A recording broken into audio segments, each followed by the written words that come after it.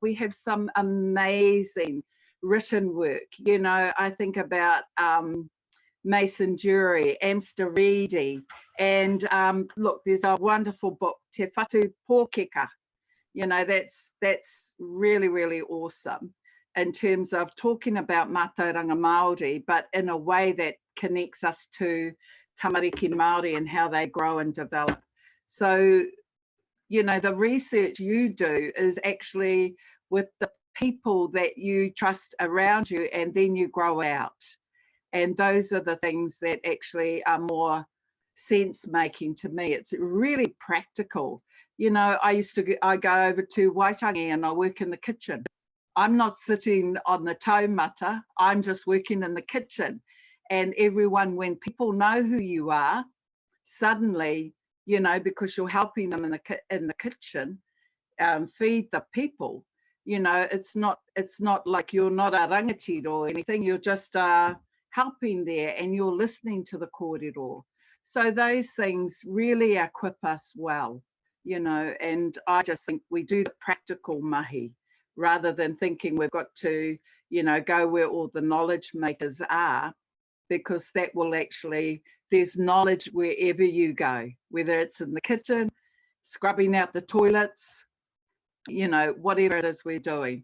I always say, if service is beneath us, then leadership is beyond us. So our people always about kaitiakitanga, that service mentality. We have whānau, we have the best people to talk to are your kuia, your kaumātua, and they love talking. They can tell you lots of things from mai rā noa, what they know. But I think that for our rangatahi, they're embracing their culture now. I guess like probably my generation, I think we need to go back. You know, that book, the How to Be a Good Ancestor. I want to be a good ancestor. But for a lot of our whānau, they have to go back a few generations to find a good ancestor. And so for us today, we want our kids or ourselves to be those ancestors for the future generations. But I think there's lots of information. I think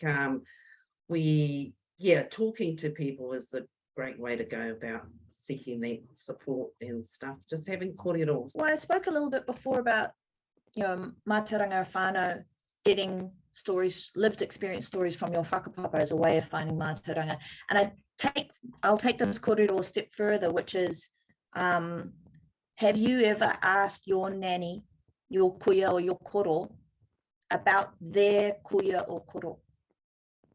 Have you ever asked them what they remember? Because even those little stories that they might remember are absolute gold, and you are hearing history, because you'll be hearing a story about someone who probably lived in the 1800s.